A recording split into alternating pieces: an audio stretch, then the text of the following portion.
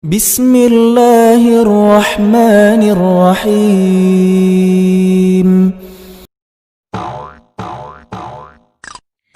Cahaya Ilmu, media pembelajaran.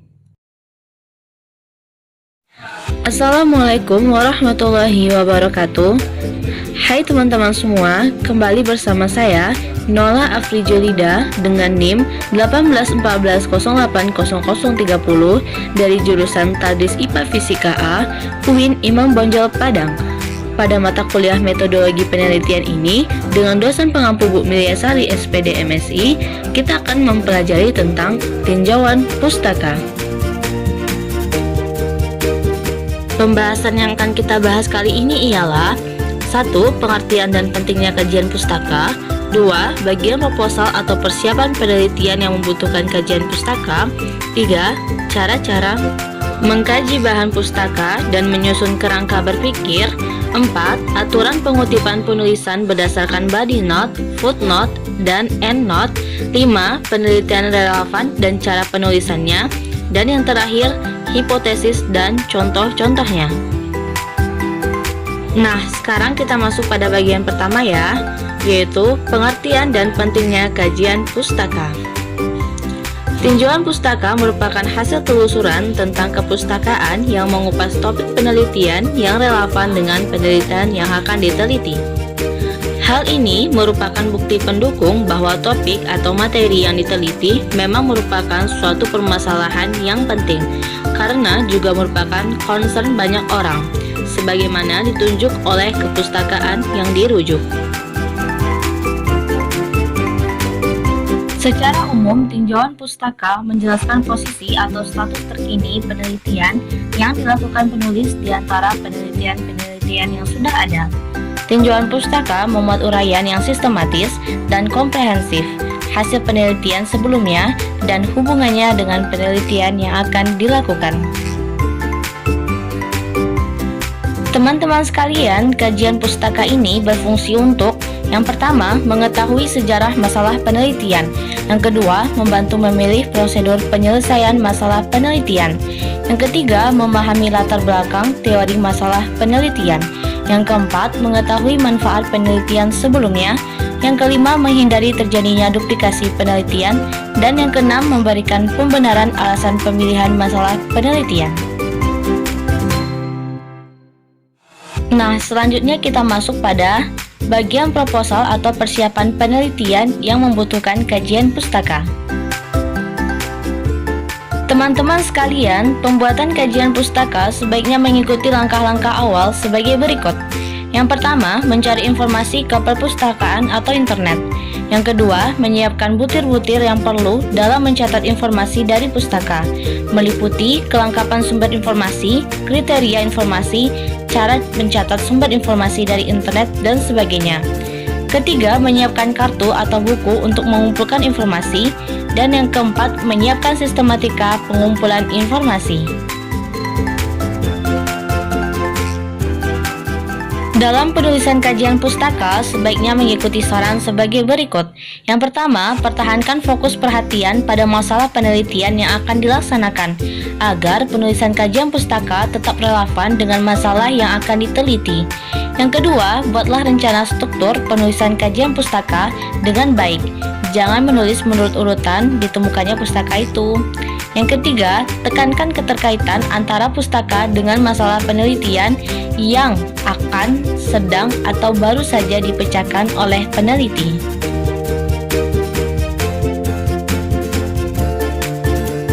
Nah, selanjutnya kita masuk pada pembahasan cara-cara mengkaji bahan pustaka dan menyusun kerangka berpikir.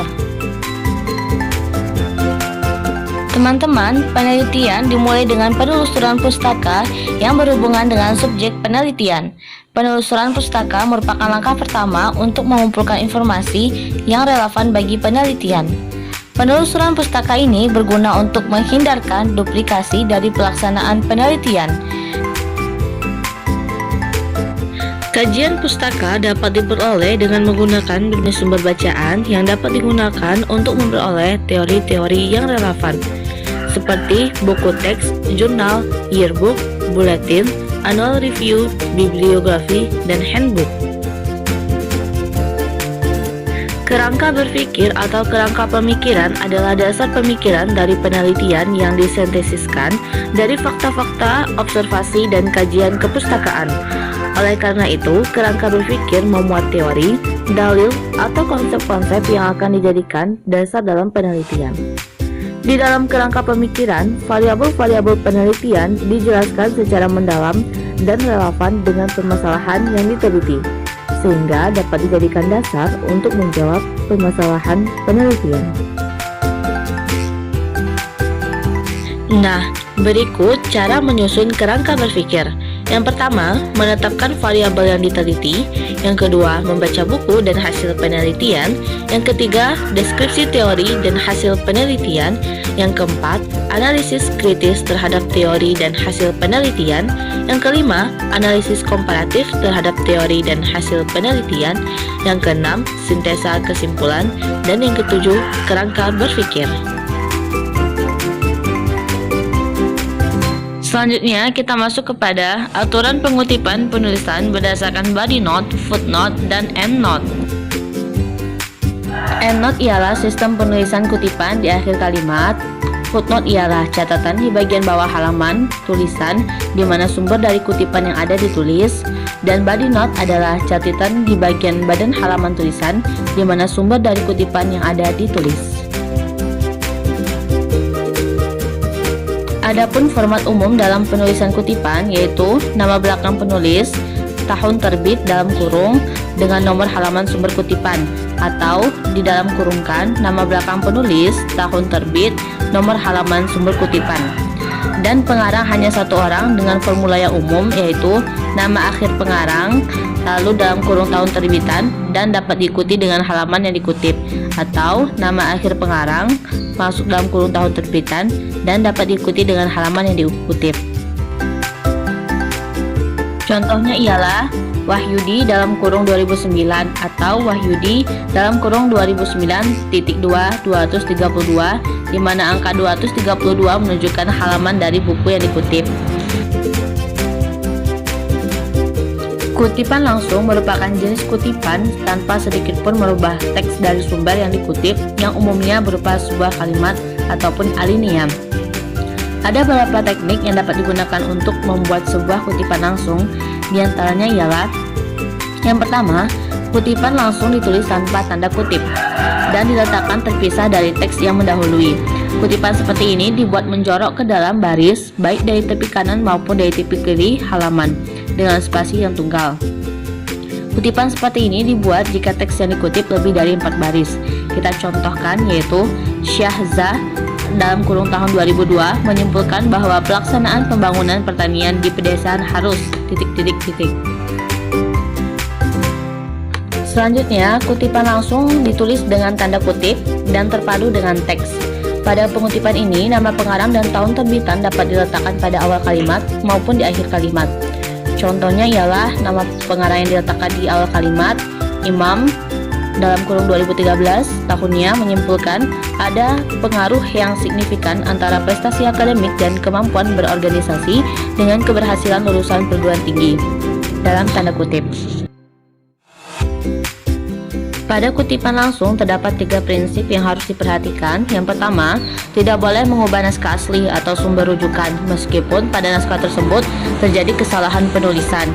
Yang kedua, memberikan tanda pada kutipan yang salah menggunakan SIC yang diletakkan setelah tiap kata yang salah. Dan yang ketiga, memberi tanda pada bagian kutipan yang dihilangkan. Nah, sekarang kutipan tidak langsung.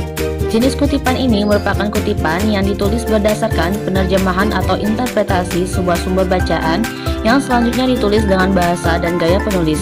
Tidak seperti kutipan langsung, penulisan kutipan tidak langsung ini hanya dapat dibuat dengan satu pola, yaitu terpadu dengan teks tanpa tanda kutip. Pada kutipan ini, nama pengarang dan tahun terbitan dan atau nomor terbitan dapat diletakkan pada awal, tengah, maupun di akhir kalimat. Nah, sekarang kita contohkan jika nama pengarang ditulis sebelum kutipan. Contohnya ialah, menurut Klopper tahun 2012 bahwa bakteri Pseudomonas fluorescens termasuk dalam kelompok bakteri perakaran yang dapat digunakan sebagai agensia pengendali biologi. Pembahasan selanjutnya ialah penelitian relevan dan cara penulisannya. Relevan adalah suatu yang memiliki kaitan dan hubungan erat dengan pokok masalah atau sesuatu yang sedang dibahas diteliti tersebut. Sesuatu yang relevan itu memiliki hubungan yang jelas, seperti halnya isi dengan judul penelitian, berkaitan dan berhubungan satu sama lain. Kutipan atau kajian relevan adalah deskripsi tentang kajian penelitian yang sudah pernah dilakukan seputar masalah yang diteliti. Relevansi berkenan dengan kecocokan antar variabel yang diteliti dengan teori yang dikemukakan. Kelengkapan berkenan dengan banyaknya sumber yang dibaca, dan kemutakhiran berkenan dengan dimensi waktu. Makin baru sumber yang digunakan, maka akan semakin mutakhir teorinya. Fungsi kajian penelitian relevan ini yaitu untuk membandingkan hal apakah yang membedakan penelitian kita dengan penelitian-penelitian yang sudah ada sebelumnya, sehingga penelitian kita jauh dari apa yang namanya dengan plagiat. Contohnya ialah kita melakukan penelitian tentang pembelajaran fisika dengan penerapan model pembelajaran sains teknologi masyarakat. Maka kita harus mencari penelitian-penelitian terdahulu yang terkait dengan penelitian kita saat ini. Seperti penelitian yang telah dilakukan oleh Tri Andani dengan hasil penelitian yang diperoleh. Yang pertama, pengelolaan pembelajaran fisika dengan penerapan model pembelajaran sains dan teknologi masyarakat diperoleh nilai rata-rata sekian. Yang kedua, hasil belajar siswa setelah penerapan model pembelajaran sains. Dan yang ketiga, peningkatan berpikir kreatif siswa dari keseluruhan pertemuan. Selanjutnya, kita masuk kepada hipotesis dan contoh-contohnya. Hipotesis merupakan pernyataan singkat, bukan kalimat tanya, sebagai jawaban sementara terhadap tujuan penelitian. Hipotesis akan dibuktikan kebenarannya dengan metode penelitian untuk memperoleh hasil akhir penelitian. Hipotesis yang diuji kebenarannya dapat diterima atau ditolak sesuai dengan hasil akhir penelitian. Hipotesis dirumuskan di dalam pernyataan yang ringkas dan jelas sehingga tidak menimbulkan kesalahan pemahaman dari pembaca. Penelitian-penelitian yang sifatnya eksploratif biasanya tidak memerlukan hipotesis. Berikut kegunaan hipotesis penelitian, yaitu hipotesis memberikan penjelasan sementara tentang gejala-gejala serta memudahkan perluasan pengetahuan dalam suatu bidang. Yang kedua, hipotesis memberikan suatu pernyataan hubungan yang berlangsung yang dapat diuji dalam penelitian. Yang ketiga, hipotesis memberikan arah kepada penelitian. Dan yang keempat, hipotesis memberikan kerangka untuk melaporkan kesimpulan penyelidikan. Kita contohkan misalnya, kerangka berpikirnya berbunyi, jika komitmen kerja tinggi, maka produktivitas lembaga akan tinggi. Maka hipotesis yang dapat dibuat adalah, ada hubungan yang positif dan signifikan antara komitmen kerja dengan produktivitas kerja. Kita contohkan yang kedua ialah, bila kerangka berpikirnya berbunyi, karena lembaga A menggunakan teknologi tinggi, maka produktivitas kerjanya lebih tinggi dibandingkan dengan lembaga B yang teknologi kerjanya rendah. Maka hipotesisnya berbunyi, terdapat perbedaan produktivitas kerja yang signifikan antara lembaga A dan lembaga B. Baiklah, sekian video saya pada kali ini ya. Tolong dukung terus channel ini dengan cara like, komen, subscribe, dan tekan tombol loncengnya untuk selalu mendapatkan notifikasi dari video-video saya selanjutnya. Cahaya Ilmu, media pembelajaran.